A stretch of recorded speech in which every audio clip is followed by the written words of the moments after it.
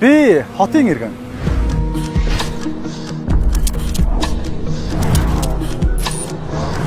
Нүүдэлч уламжлалтай монголчуудын хувьд хүний олонлог, хөршийн харилцаа гэдэг шинэ үзэгдэл байсан цаг саяхан.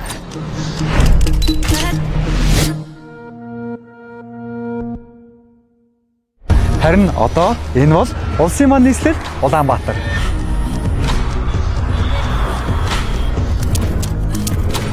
Нэг иргэний эрх нөгөө иргэний эрхээр хязгаарлагдах хариуцлага бол хотын дүрм.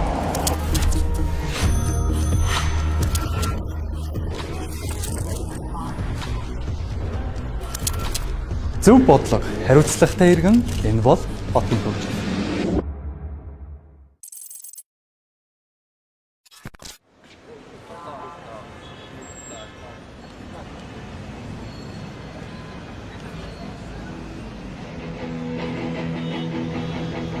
Нүдэн дулаах Монгол бүсгүйчүү хотын гудам жаргална бидний Монголын тайван амьдрал хотын гудамжаар өрсөө.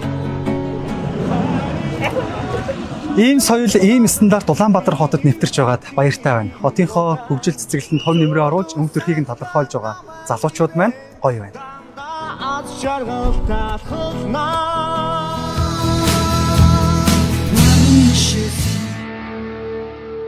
Таман хот энерга. Сайн байна уу? Би танаас ганц зүйлийг тодруулаа та. Нэг хот нэвтрүүлгийн дугаараар явж байгаа. За. Улаанбаатар хот залуус хот мөн үү? Мөн. За бид бол яг энэ сэдвээр тантай нэг 2 минут ярилцах тасаа байна танд. За. За, микрофоноо зөөч. Улаанбаатар хотод 16-аас 34 насны 440 мянга орчим залуучууд байдаг. За нийслэлийн нийт хүн амын 30 орчим хувийг залуучууд эзэлж байна. Залуу үе бол эх орны ирээдүй. Тиймээс ирээдүйд тэдэнд хэрэгцээтэй зүйлсийн суурийг энэ цаг үед бий болгох нь иргэн бүрийн хариуцлага юм.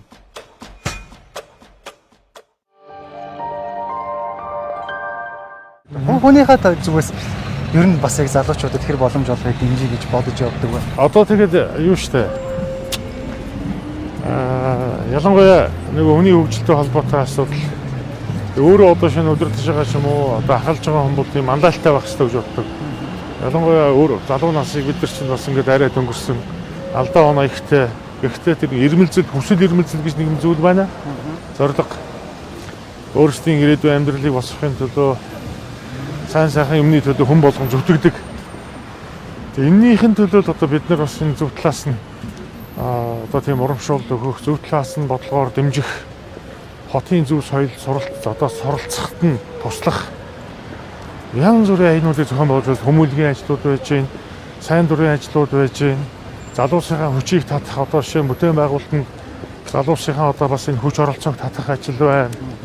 За мөн одоо жишээ хамтын хүчээр бусдад одоо энэ нөгөө өөрсдийн эзэмшиж байгаа боловсрол, өөрсдийн эзэмшиж байгаа сурж байгаа зүйлүүдийг түгээх энэ талаас нь одоо бас тийм илүү одоо нөгөө цахим ертөнцтэй холбоотой, илүү одоо технологийн 90% явж байна. Энэтэй уялдуулаад хүүхд залуучуудыг тийм зөв юм руу чиглүүлэх одоо бодлогыг би дотроо эрхэмлэж одоо бодож явдаг шүү дээ. Хэвээ буцаж байна те. Яг ингээд бодож оюутнууд одоо шүү дээ. Тий, одоо ингээд тавьсан сандал энэ сандалнууд маань бас нэг талаараа нөгөө чөлөө цагаа өнгөрөх бас нэг сандалтай шүү дээ тийм ээ. Тэгэхээр ийм орчныг бид нар бас сайн бүрдүүлэх хэрэгтэй байгаа маа. Яг энэ хэсэг болсон үнэхээр гоё шүү дээ. Одоо ийм орчныг өшөө бүрдүүлэх. Би нөгөө Москва хотын дараа Сабианны Instagram болон Facebook-ийн дагдаг. Ааха. Тэгээд энэ залуус руугаа чиглэсэн хотынхоо орчин үеийн шийдэлтэй зохицуулсан байдлаар одоо их тийм зөв шийдлүүд хийгээд байна л та. Ааха. Одоо энэ зам болон иргэдийн тухтай байдал, ногоон байх боломжууд, за энэ замын бордюруудаас эхлээд, хогийн савнаас эхлээд, энэ сууж байгаа сандлаас эхлээд орчин үеийн шийдэлтэй тэр хүний залуучуудын одоо сэтгэлийг татсан тийм бүтээн байгуулалтыг хөлнөхөө сайн хийж байна. Ааха. Тэгэхээр бид ч гэсэн юугаар бодох вэ? Одоо нөгөө төгжрлийг бууруулах хүрээнд Улаанбаатар хотын төсөв санхүүг дэмжлэг үзүүлж байгаа энэ цаг үеийнүүд бид нар бас их оновчтой бөгөөд зөв шийдлээр дэлхийн жишг төрсэн бас нэг гудамжуудыг, замыг, явган хүний замыг ийм ногоон байгууламжуудыг олноор хийгээд энд одоо жишээ нь хүүхд залуучууд одоо жишээ нь суугаад өөрсдийн одоо чөлөө цагаа өнгөрөөх, хоорондоо ярилцах одоо энэ хүүхдүүдийг хараад тийм байна шүү дээ. Тайван, бухимдалгүй. Яг энэ хэсэгт бас аюу гоё орчин болчих шүү дээ. Одоо ингээд залуучуудад бас соёл дөрөөлөд. Оо тийм биш тарай. Бүтээн байгуулалтыг яг нөгөө бүрдүүлээд өгнө гэдэг нэг хэрэг. Тэндээ соёлтой байна гэдэг бас яг нөгөө иргэний өөрийнх нь ухамсар соёлын асуудал бас Тэггүй байна. Одоо энэ чинь нөгөө цэвэр ухамсарын асуудал. Соёлын асуудал. Өөрсдийн одоо нөгөө хийж бүтээж байгаа зүйлүүд шиг Улаанбаатар хотын иргэн шүүс нөхцөлөө битээ хайраа гэх. Тийм. Ер нь хотын иргэн соёлтой иргэн болох эхний алхам бол эндээс эхэлнэ шүү дээ. Тэггүй яг. Тийм. Хүмүүр соёлтой, тав тухтай, найрсаг, хөгжил цэцэглэгтэй орчинд ажиллаж амьдрахыг хүсдэг. Тэгвэл соёлтой хот, хотын соёл гэж юу болох талаар залуусын бодлыг сонирхъя. Сайн байна уу? Хотын соёл гэж чиний бодлоор юу вэ? Хотын соёл гэж амар ингийн штэ. За. Зүгээр л одоо ингээл би энтэйгээ нэмсэглээл те. Зүгээр эерэг байхыг хотын соёл гэж байгаа байхгүй юу? Тийм л юм даа. Хотыг соёлтой болгоход чиний оролцоо юу байдаг вэ? Амар ингийн наад зах юм штэ. Зүгээр хогоо хаяхгүй байх ингийн. Тэгээд хин нэг жоохон дарамтлахгүй, хин нэг гай болохгүй л хат тэгэл болно штэ. Ер нь бол их хотын соёл бол одоо оюутан залуус биднээс л хэлт юм болоо гэж боддог шүү дээ. Одоо ерөнхийдөө бол яг өөрсдийгөө цэвэрхэн хувцлаас гадна бас соёлдоо одоо хүнтэй харьцах харьцаанаас ер нь хамгийн том зүйл нь тэр юм болоо гэж боддог шүү дээ. Чиний хувьд хотоо соёлтой болгохын төлөө хийдэг алхам чинь Хогоогийн савнд аялах юм да. яг хайдаг оо. Тэ. Хотын соёл юунаас ирэх вэ? Соёлтой хот гэж ямар хэлдэг вэ? Хүмүүжлэлтэй оюутнаас хүүхдээс эхлэх юм. За чиний бодлоор Ер нь хувь хүний ер нь ухамсараас болох уу? Ер нь амар энгийн юмнаас л шүү дээ. Шүлсэн аяхгүй, хогоо аяхгүй. Тэгэл хойч явж байгаа урд чинь явж байгаа хүмүүс хараад өө эн чинь хогоо хийж би ч гэсэн хогоо хий. Тэгэл тэ ингээ. Бүгд нэг дороо одоо өөрөөсөө боловсон байх хэрэгтэй л гэж бодож байна. юу гэж уриалмаар энэ тэгвэл соёлтой байлгахын тулд залуучууд бай. Боловсон байгаарай л гэж хүсэе да. Сайн байна мэлөө. Оо япон. Аа за. Хэдгээр курс уу? Хэдгээр курс сургууль совет сургууль. Аа за. Чөлөө Оюутан мэдтэй тий. Энэ ер нь яг одоо энэ орчим тий ингээд залуучууд бол чиглэсмэс энэ годомж орчин ер нь хэр байна? Орчин уу? Зүгээр дээ тэгэл болоод байна. Сугуун зам хэрэгтэй ер нь бол. Сугуун зам. Тий. Яг ч нэг энгийн үе явж толгоор дугуй явах юм нэг жоохон асуудалтай. Харин дэвд. Шүүгч юм уу тий. Аа. Тэгээд одоо иргэчлээс нөгөө дугуун зам ногоон байгууламж одоо энэ товчлтын асуудал дээр бол нэлээс анхаарна. Тэгээд залуучууд руугаа чиглэсэн, дүүнрээ дэмжсэн, орчныг бүрдүүлсэн ийм одоо ажлуудыг тэгэхээр хийдэг. Ер нь хамаг юмуд нь таарсан юм байна. Өөр юу гэсмээр байна?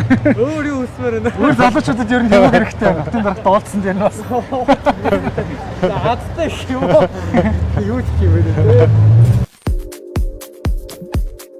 Залуучуудад хамгийн чухал зүйл бол чөлөөт цагаа өнгөрүүлэх орчин.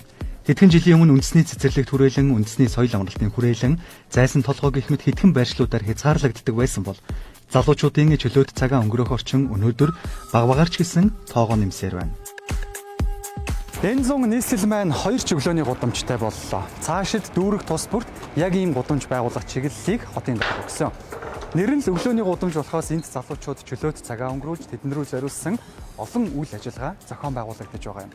Мөн худалдаа үйлчилгээ эрхэлж байгаа хүмүүс бараа бүтээгдэхүүнээ сурталчлан борлуулах гээд аль аль талдаа давуу тал боломжуудыг бий болгож байгаа юм. Үүндээ тэд баяртай байна. За ер нь бол өглөөний гудамжийг сонирхсан хүмүүс бол маш их ирж байгаа. Үйл ажиллагаатай 1 дахь 3 дахь 5 дахь үйл ажиллагаа болдог. Тэр нь үйл ажиллагаанд бол оролцохоор маш их хүмүүс л ирж байгаа. Гэтэ 1 дахь 3 дахь 5 дахь өдрөө болох өөрөөр үйл ажиллагаанууд явагддаг. Жишээл одоо өмнөх 5 дахь гэх юм бол Back to School гэдэг ивент өдөр бол явагдсан. Оюутан залуус болон сурагчдаа зориулаад хичээлийн шинжилгээ баярыг зориулж Back to School гэсэн ивент явагдсан. Мөн өглөөний цагаар болохоор худалдаа эрхлэгчдэд дэмжих зорилгоор энэ гудамжиндаа асар эсвэл зүгээр ширээ тавиад ч юм уу тий худалдаа янз бүрийн худалдаа бол явагддаг. Үйлчлүүлэгчийн тоо бол ер нь ерс нэмэгдсэн гэж харж байгаа. Хүмүүсийн сэтгэл ханамж ч гэсэн өглөө эртлэн босч байгаа хүмүүсийн хандлага ч гэсэн ер нь бол айгүй сайн гоё байна. Залуучууд хэр эртэж болсон байна? Маш эртэж болсон мэлээ. Өмнө бид нар яг анх энэ өглөөний гудамж гэдэг төсөл яг явагдчих яхад нь өглөө 6 цагт ирэх хүн бараг байхгүй тий ховорхон л ахтаа гэж бодсон ч үгүй юм билээ. Өглөө 6 цагт босдог хүмүүс маш их байдаг юм билээ гэдгийг мэдэж авсан. Манай Анжуна бук арт болохоор хуучин өмнө зүгээр 7 цагт нэдэг байсан өдөр болгоо. Тэгэхэд ер нь бол 7 цагт энэ хүн багтаа байдаг байсан. Өглөөний гудамж нэгдснээс хойш бол өглөө 6 цаг гэхэд л ер нь бол хүн битүү болчихсон байдаг. Өдрөөсөө хамаарат байна уу? Ер нь өдөр болгон л адилхан өглөө эртлэн босч ирж байгаа. Ер нь өдөр болгон л адилхан. Тэгээ өдөөс хойш дэ үйл ажиллагаанд болоод ирэхээр бүр улам ихсэл явж байгаа. Ер нь л хөдөлгөөн тасрах уу? Ер нь л тасрахгүй. Яг өглөөний гудамж ихснээс хойш болоод хөдөлгөөн тасрахгүй байгаа. Энэ зун хотын залуучууд руу зориулсан гэж би харж байгаа. Өглөөний 2 өглөөний гудамжтай болчлоо тийм ээ. За тэнд бол залуучууд дуртай байна. Чөлөөт цагаа өнгөрөөж юм. Тэгэхээр яг ийм одоо нөгөө нэг жишг тогтоосон тийм ээ залуучууд чөлөөт цагаа зөв боловсон өнгөрүүлэх боломжтой цаашид төлөвлөж байгаа ямар ажлууд байгаа бол. За нэгдүгээр Улаанбаатар хотын түрүүн асуусан. Залуус хот мөн үү гэж. Мөн. Ер нь Улаанбаатар хотын нийт иргэдийн дийлэнх нь бараг манай залуучууд байна. Тэгэхээр залуучууд руугаа чиглэсэн хотын бодлого, төрийн бодлого одоо явах хэрэгтэй гэж бодож байгаа. Энэтэй уялдуулж ер нь залуучуудыг чөлөөт цагаа өнгөрөөх боломжтой тийм газруудыг хотод одоо бас эхнээс нь нэвтрүүлж байгаа. Боломж 1, 2 гэдэг. Энэ бол цаашлаад дүүрэг болгоно. Цаашлаад ер нь ногоон байгууламж өгөх чөлөөт цагаа өнгөрөөх томоохон одоо тийм байгууламжуудыг хийхэд төлөвлөж байгаа. Та өглөөний гудамж дээр очиж үзсэн залуучуудын хандлага ер нь хэр байна? Бас сэтгэл анзаарсан. Ер нь их төвтэй байдаг шүү дээ. Тийм байна тийм. Сэтгэл их эерэг байна. Ер нь бол манай залуучуудын чөлөөт цагаа өнгөрөөх ялангуяа тийм орчныг их хүсчээ. Тэрийг одоо бид нар бол өшөө цааш нь одоо улам сайн боловсронгуй болоод өшөө одоо бүр тогтохгүй нь одоо бас ихмэлээ. Яг залуучдаа таалагдсан тийм одоо орчин үеийн байгууламжуудыг хот маань одоо хийх ёстой. Улаанбаатар хотыг би хувьдаа залуусын хот гэж тодорхойлно. Мэдээж энэ хотын хамгийн үнэт зүйл нь иргэн та юм. Ялангуяа хийж бүтээх хүсэл эрмэлзэлтэй залуучуудыг төр засгийн дэмжиж тэднэрүү чиглэсэн зөв бодлогыг тодорхойлох нь хамгийн чухал. Залуучууд зөв бодолтой, соёлтой, хөдөлмөрч хотоо гэсэн сэтгэлтэй байж гэмээр хот өнгө нэмж өргөжин тэлэх учиртай. Хотын хөгжил бол бас мэдээж тодорхой нэг төрийн бодлогын төвшөнд яригдах ёстой сэдв. Гэхдээ мэдээж бас хотын хөгжил залуучуудын маань оролцоо чухал шүү дээ тийм ээ. Ер нь яг энэ хотын хөгжил залуучуудын оролцоонд ямар байгаасаа гэж хотын дарга үздэг бай та. Манай хотын залуучууд илүү одоо тийм соёлтой боловсон байгаасаа за мөн одоо тийм хөдөлмөрч бүтээлч уусаа гэж бодож байгаа. Тэр нөхцлөөр нь хангах юм бол мэдээж одоо энэ ихтэй сургуулиудыг зарим нэг хэсэг нь хотоос гаргана, зарим нэг хэсэг нь гаргахгүй гэл. Манай Улаанбаатар очин залуусын хот учраас энэ ихтэй сургуулиудын оюутан залуучуудыг одоо бид нар бас энэ хотын хөгжилд бас хувь нэмрээ оруулж байгаа. Ер нь хотын иргэн барилгч Улаанбаатар хот руу жилд нэг 80,000 орчим залуучууд чиглэсэн одоо урсгал орж иж байгаа. Энэ бол нэг талаас зөв шүү дээ. Хотод орж иж хотын иргэн болох ч байна. Хотод орж иж хотын соёл одоо суралцаж цаашлаад энэ ирээдүйн Монгол улсын төлөө өөрсдийн одоо бодож байгаа өөрсдийн одоо зорилгоо боловсруулалтаа олж авах. Зорилготой хүрэх гэсэн тэр залуучуудын бодлыг бид бол бүх талаас нь одоо хотын дарга хөдөлд бид дэмжих ёстой гэж бодож байна. Тэгээ би залуучуудыг болохоор илүү Монгол улсын Улаанбаатар хотын төв соёл руу чиглэсэн заамаа одоо соёлтой за биеиндээ одоо тийм нөхөрсөг одоо тийм тусч байдлаар одоо альваад ханддаг. Тийм одоо илүү залуу сэтгэлгээтэй байгаасаа гэж хөдөлмөрч бүтээлч байгаасаа гэж байна.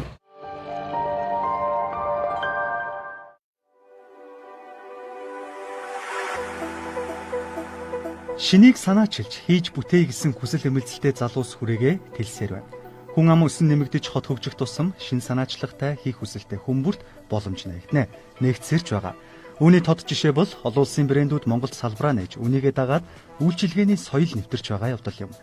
Залуучууд тав тухтай орчинд соёлтой үйлчилгээг авсаар байна.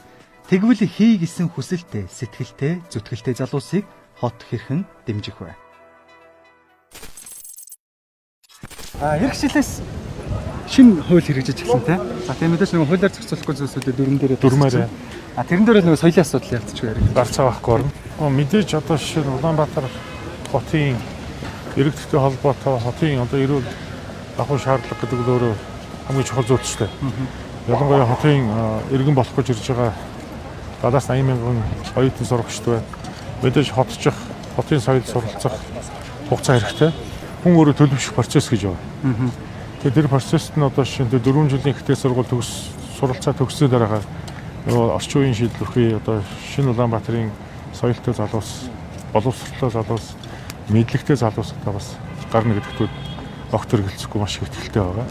Тийм учраас зохион байгуулж байгаа зөв одоо хотын өдрөлгүүдийн зүгээс бид нар өөрсдөө мандаттай үйлдвэршээ болж залуус руугаа хандсан одоо тийм урайлгууд ажлуудыг кампайн одоо тийм маягаар зохион байгуулж залуучуудын оролцоог өөрсдөө оролцож байгаа одоо тийм оролцоог нь хангаж тэгээд хотын зүгээс одоо бодлогын удирдлагаар нь тодорхой хэмжээнд бас урамшуул хэлбэрээр ч юм уу өөр ямар хэлбэр байж болох вэ? Маш олон тийм хөшөөргүүд байгаа шүү дээ.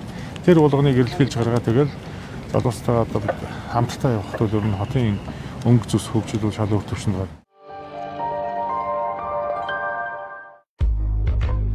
Энэ мэт залуучуудыгаа дэмжсэн хэрэгжүүлэхээр зорж байгаа ажлууд үе шаттайгаар хэрэгжиж залуучуудад боломжийг олгосоор байвал дэлхийн жишгээр хөгжих Улаанбаатар хотын хөгжлийн зам хол биш.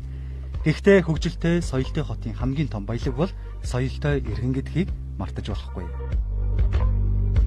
Аз жаргалтай соёлтой хотыг бий болгох эхлэл надаас бас танаас хамаарна. Хотын соёлтой иргэний энгийн үйлдэл, хогийн савнд хаях, хэн нэгэнтэй зөв боловсон харьцах, адаглал гэрлэн дохоогоор зам гарах. Хамгийн гол нь хэн нэгэнд төвөг учруулахгүй байх гэсэн энгийн үйлдэлүүдээс эхэлнэ. Нийгэм нэг хүнээс хотын соёл, хувийн соёлоос гэдэг баха. Хотоо соёлтой болгоё.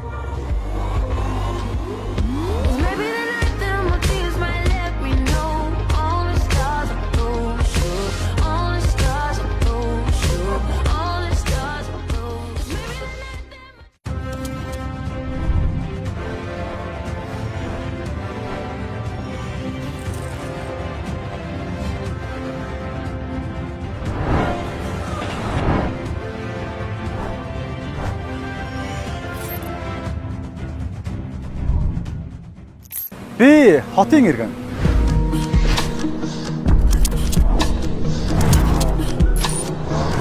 Нүүдэлч уламжлалтай монголчуудын хувьд хүний олонлог, хөршийн харилцаа гэдэг шинэ үзэгдэл байсан цаг саяхан.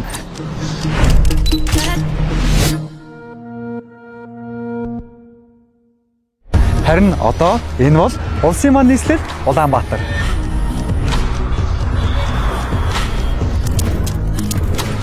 Нэг иргэний эрх нөгөө иргэний эрхээр хязгаарлагдах хариуцлага бол хотын дүрм.